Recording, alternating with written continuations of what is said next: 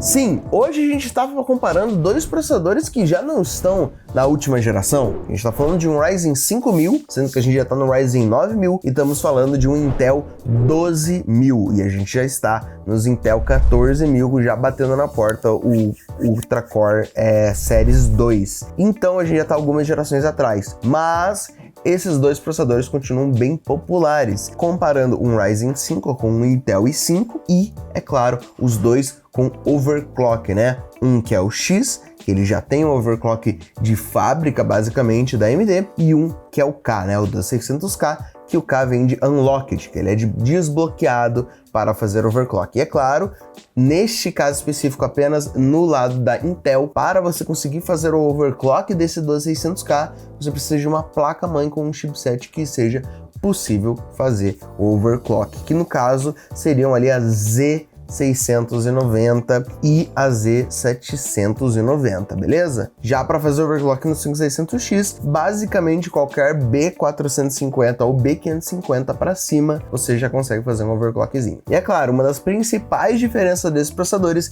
é que o 5600X é apenas DDR4, já o 2600K é tanto DDR4 como DDR5. Abri os dois aqui no site da Tera.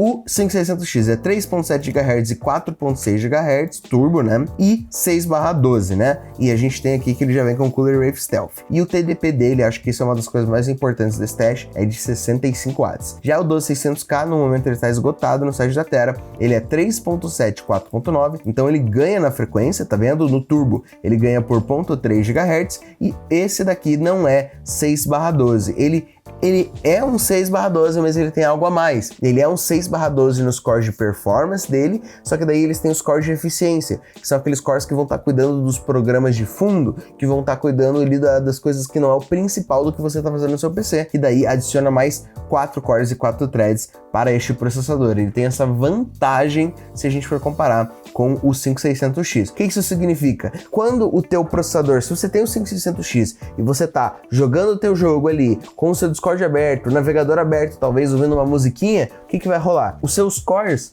os 6/12, vão estar tendo que cuidar tanto do jogo, que é mais pesado, quanto do seu navegador, do seu Discord e qualquer outro programa que você esteja aberto. No lado do 12600K, o que acontece? Esse 6/12 de performance, dos cores de performance, conseguem 100% focar no jogo. E daí, os cores de eficiência, né, o 4/4 de eficiência, conseguem focar, então, nessas tarefas de plano de fundo, o que vai fazer os teus cores principais poderem cuidar totalmente do seu jogo, beleza? Essa é a principal diferença entre esses dois processadores. E é claro, ó, aqui eu abri ele, o 12600K, no Tech Power Up, e a gente tem a mesma coisa ali, ó, 10/16, 125 watts, e o socket é 1700, né? O LGA 1700.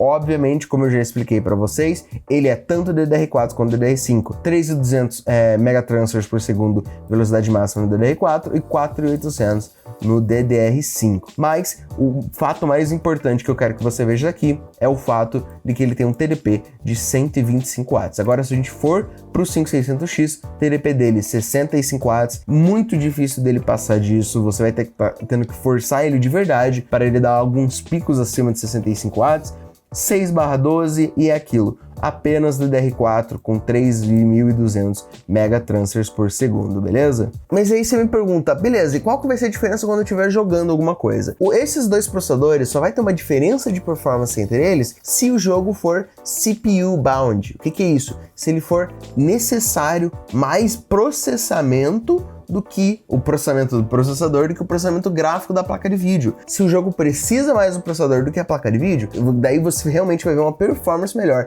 no 2600K. Mas se o jogo for focado muito mais em GPU, o processador não vai fazer tanto diferença na história assim. Um exemplo que eu dou para você é o Valorant. O Valorant vai ter um desempenho melhor no 2600K do que no 5600X, exatamente porque o processador é mais forte. Para o Valorant você precisa de um processador melhor para ter um FPS mais alto, não depende tanto da placa de vídeo. E agora eu vou falar para vocês os resultados de alguns testes de hardware, só que em benchmark, né? O teste que vai forçar o seu processador pra gente ver ali uma diferença de desempenho nos dois. Vai dar uma pontuação no final em algum deles. Tem tanto o teste single thread, que é basicamente testando apenas uma thread do processador, né? Testando apenas um core do processador, um núcleo. E é claro, o teste multithread, que vai estar testando todos os cores de uma vez, forçando todos de uma vez. No Geekbench 6, o 5600X conseguiu uma performance single thread de 2114 e uma multithread de 8694. Já o 12600K, no single thread ele foi para 2477 e no multithread foi 11.856. Já no CPU-Z, o 5600X conseguiu 643 e 4.814. Já o 12600K, 773 e 7.220. E no PESMARK, o 5600X conseguiu um single thread de 3.360 e um multithread de 21.887. Já o 12600K conseguiu um single thread de 3.946 e um multithread de 27.704. Como você consegue ver em testes de benchmark, que seriam testes artificiais, né, não simula exatamente o teste orgânico que o usuário vai estar usando normalmente no PC, o 12600K é superior ao 5600X. Mas é claro, tem que ver o que encaixa no seu orçamento, qual geração de processadores você vai ver e ver o que encaixa melhor no que você quer fazer. E é claro, o 5600X tem uma vantagem, por ao invés de ser 6/12, ele ter ali os 4 cores, 4 threads a mais por causa dos seus cores de eficiência, vindo para 10/16, e é claro, ele puxa mais watts, ele tem um consumo maior de energia, comparando o 65 watts do 5600X contra os 125 watts do 12600K. Então, se você tem aí um vencedor para você, comenta aí nos comentários, deixa o teu like, se inscreve no canal e eu te vejo no próximo vídeo.